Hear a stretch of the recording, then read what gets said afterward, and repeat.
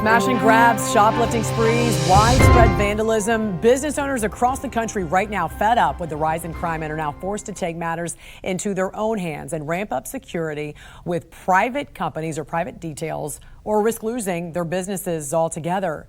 Joining us right now, John Catsimatidis, CEO of Gristedes Supermarkets. John, good morning and welcome to the National Desk. Good morning. Thank you for having me. Where you are in New York is one of the hardest hit areas when it comes to retail crime, and I heard that you had to hire some retired NYPD officers as additional security guards. How much of an increase have you seen in shoplifting over this past year, and why do you think it's gone up so much?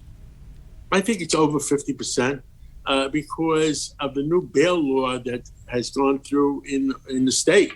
And, when people steal and they're hungry, we understand that. They steal some tuna fish, or they steal some bologna or salami with bread. But this is not that. This is professional grab, and they're grabbing it, and they're professionally stealing it, and they're reselling it. So they're doing this as a systematic pattern, and they're doing this as it's organized crime. They steal $200-300 at a time, and they go and resell it to someplace else. There's people that are buying it from them, and maybe they're even selling it to the bodegas, the so-called small stores in New York City.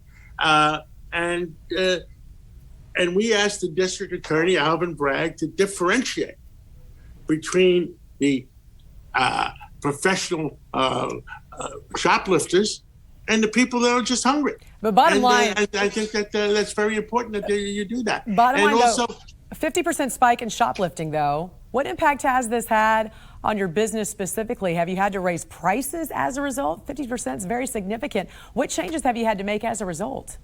We had hired additional security people. We hired people inside the stores as security people. We hired people outside the stores watching the people. What the result is in New York, Rite Aid has closed a load of stores. CVS is closing stores because they're just wiping out the shelves. They come in with garbage bags, load up the whole garbage bag, and leave with $300, $400, $500 worth of stuff.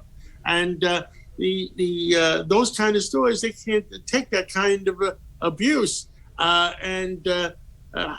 do we once say it in the movies? We're mad as hell and we're not going to take it anymore. Mm-hmm. So I called upon the politicians that you got to do something. This is not. We're going to change the name of New York City from New York City to Dodge City. I mean, it's getting out of hand, and the people in the state, Albany, the state capital, they have to put their foot down and realize that it's wrong. That I understand on minor crimes, but when there's crimes to that extent, when there's professional, organized crimes against the storekeepers, then that's wrong, and something has to be done about it. And you mentioned you talked with Alvin Bragg, the Manhattan District Attorney there. I want you to take a listen to what he had to say recently. You have amongst us kind of opportunists who are repeat players who are just taking goods. And so we are brainstorming about how to respond to that as well, and how to meet that moment, thinking about things of people who are really, going from store to store and just taking, and how we can kind of aggregate that conduct and so charge it at a higher level where appropriate. What was your meeting like with him? Do you feel he's like... a very nice man, okay, and he means well, but he's not street smart. I mean, what you got to do, if these people, at what point do you put them in jail and leave them there? After they have 5 crimes, 10 crimes, 15 crimes, there's a point. You draw the line, and that's bottom line. It doesn't take smarts. You don't have to have a 200 IQ to realize that. Once he's a career criminal, get him off the streets, put him in jail, and leave him there until he learns his lesson. And if there's a repeat crime, leave him there longer. That's the only way you're going to have our streets safe. And what I've said to people is, we have licked COVID now, and COVID is gone. Right now, we have to go and take care of crime in the streets, and that's the only way New York City will become the greatest city in the world again. John, I want to ask you very quickly about your new mayor, because he does have law enforcement background. Is he going to be able to get some law and order back to the city? Well, He has told everybody he wants to do it. I have confidence in him that he wants to do it. But he went to Albany on a meeting, and the Albany legislators, the capital of New York State is Albany. The Albany legislators told him to pound sand. So what does that mean?